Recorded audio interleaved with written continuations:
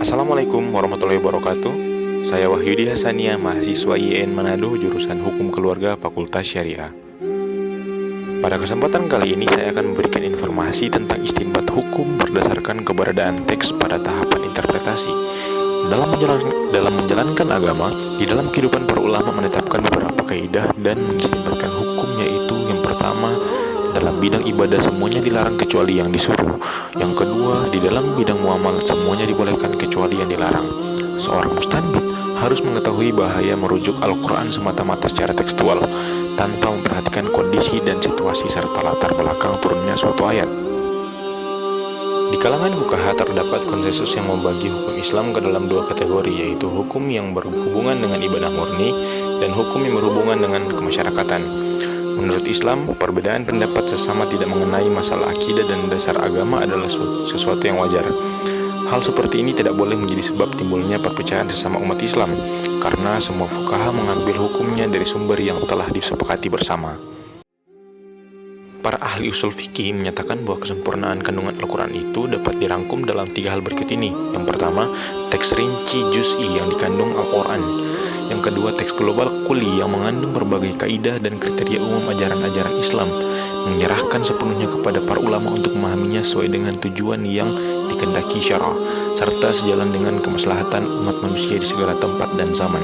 Ketiga, memberikan peluang kepada sumber-sumber hukum Islam lainnya untuk menjawab persoalan kekinian melalui berbagai metode yang dikembangkan para ulama, seperti melalui sunnah Rasul, ijma, qiyas, istihsan, maslahah, serta istisab.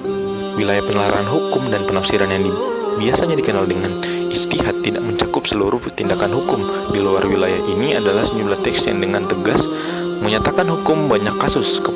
Kepastian qot'i yang dihasilkan oleh teks-teks tidak memerlukan reinterpretasi apapun. Beberapa kasus dalam hal ini adalah larangan-larangan yang dikenakan dengan keputusan tekstual atas perzinahan, homoseksual, konsumsi minuman memabukkan, juga beberapa kasus di luar wilayah kasus yang menjadi konsensus, sebuah perangkat persetujuan yang menghasilkan kepastian. Persyaratan yang harus dilalui oleh seorang dalam mengistimbatkan hukum, sebagian besar persyaratan ini berkaitan dengan akumulasi keahlian dalam banyak bidang. Pertama, ia harus memiliki pemahaman yang memadai atas sekitar 500 ayat hukum dalam Al-Quran. Ia tidak harus hafal, tetapi harus tahu bagaimana ia bisa mengeluarkan secara efisien dan cepat ketika ia membutuhkan. Kedua, ia benar-benar mengetahui koleksi hadis-hadis yang relevan dengan hukum-hukum dan harus menguasai teknis kritisisme hadis sehingga ia benar mengkaji otentisitas dan nilai epistemik dari hadis-hadis yang ia butuhkan. Ketiga, ia harus mengetahui bahasa Arab sehingga ia memahami kompleksitas pemahaman yang dikandungnya, diantaranya pemakaian metaforsis umum dan khas, perkataan yang tegas dan samar-samar. Keempat, ia harus mengetahui pengetahuan tentang nasik mansuk sehingga ia tidak berpikir atas dasar ayat atau hadis yang dinasak. Kelima, ia harus betul-betul menguasai semua tingkatan produser dari penarikan kesimpulan. Keenam, ia mengetahui kasus yang telah menjadi konsensus sebab ia tidak boleh membuka kembali sebuah kasus yang telah menjadi kesepakatan. Akan tetapi ia tidak diharuskan untuk mengetahui semua kasus hukum substantif.